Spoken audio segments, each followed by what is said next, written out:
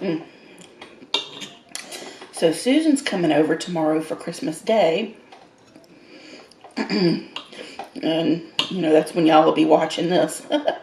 She's coming over tomorrow and we're going to have Chinese food. So, I am getting my carb count before January hits. Santa baby, leave some pasta just for me, for 3. I've been an awful good girl, Santa baby. DoorDash to me tonight. Hi guys, how are you doing today? My name is Kidneyjay. The J stands for Dirk because my kidneys are a pair of dirks.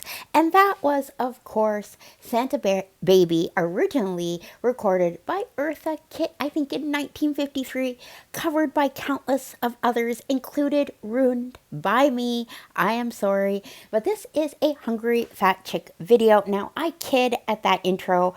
This is her video where she's eating Italian food, which we have seen countless of times on her channel. But this one was a little scaled back compared to the others. She uploaded it Christmas Day.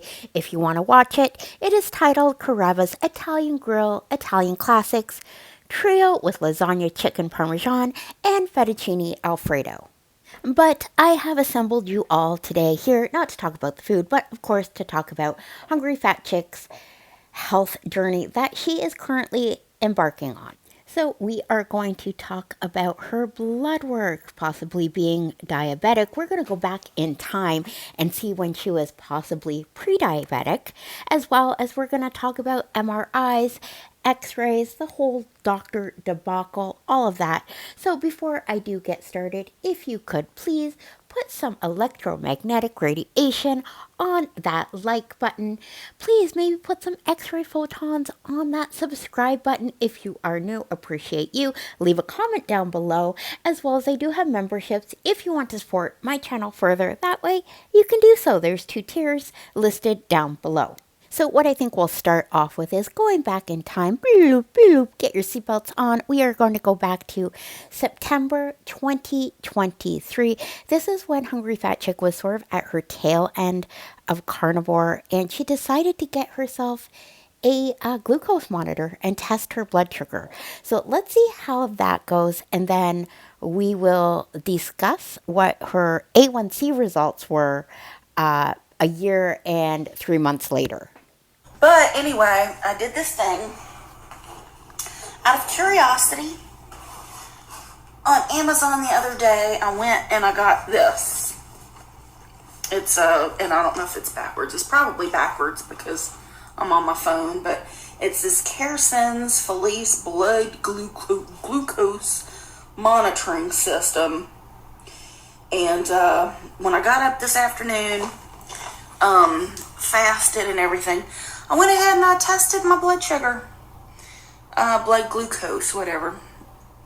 And supposedly, or according to Google and different sites for diabetes and all this stuff, it says that between 70 and 100 on the meter is normal. I think between 100 and 125 is pre-diabetes, and 125 and above is diabetes. Well, I did mine, and I'll put it on the screen now. Okay, so 105. So technically I am, well, not just technically, but obviously I am pre-diabetic.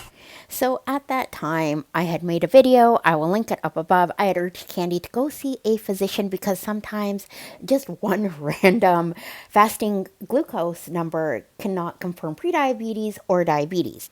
Usually they would do an HbA1c, hemoglobin A1c, to see what your average blood sugar is over 3 months. And that gives a better picture of what your blood sugar is. So fast forward to present day, she got some results back, and you can read them here.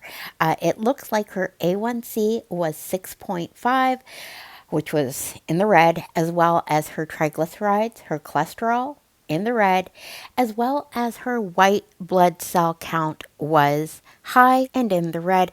And I will say it is a shame that when she possibly thought she was pre-diabetic, she didn't go to a doctor where she had the chance with that early detection to do some lifestyle changes. But hey, doesn't really matter. This is where we are now.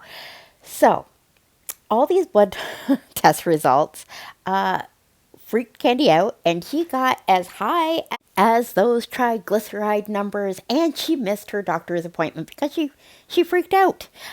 So she missed that doctor's appointment to discuss these results. As well as, if you missed my last video, I will post it again up above. She was unable to do x-rays of her hip and back because she was too big for the x-ray table, and they could not get proper images because of her size. So we are going to zip over to Emma's or a Dark Star channel where she updates us on that whole thing. On my doctor situation, because I told y'all I would. So I was supposed to have my doctor's appointment on the 24th, Christmas Eve. Y'all know it was, already kind of self-sabotage. So keep in mind, this was the rebook from when she got high to discuss these blood results with her doctor. I had said 24th is the worst day. If you have any issues, get it done well before Christmas. But it wasn't me, actually. Monday on the 23rd, the doctor's office called me, and they were trying to set me up to go that day, like they had a whole week prior to make this happen. But they were trying to send me to Steinberg Diagnostics to get x-rays. Anyway, I had to explain to the person that was calling to set this up with me that I had gone to do my x-rays, and even though I was 30 pounds overweight for the table, they put me on the table, which was difficult in and of itself. On top of me getting to the place.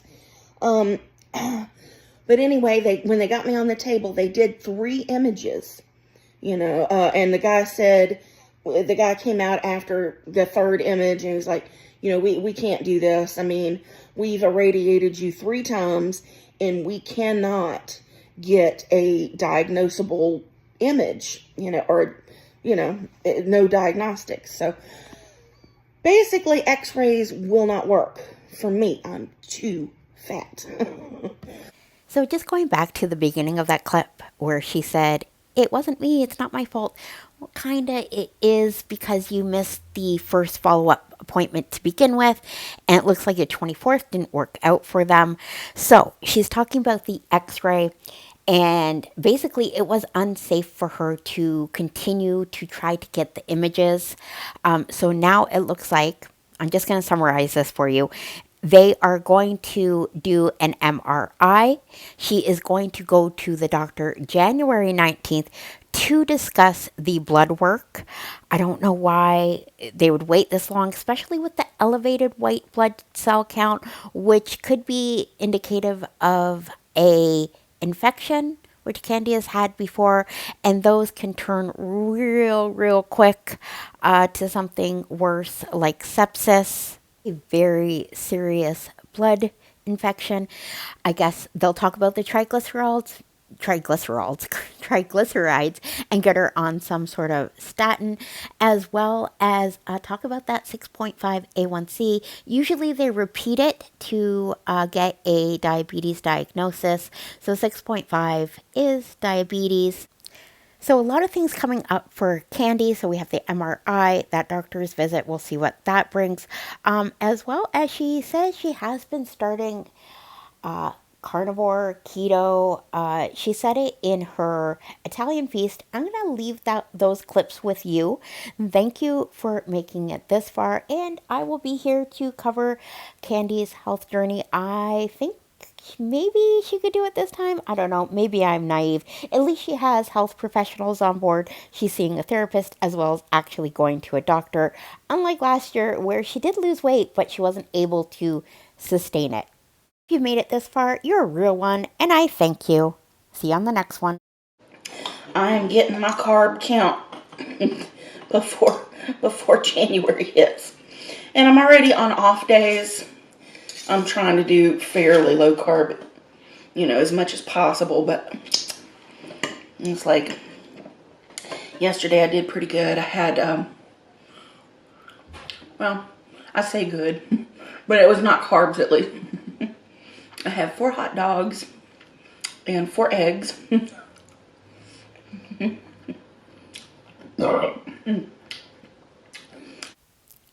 For glizzies, I don't know, guys. One step at a time.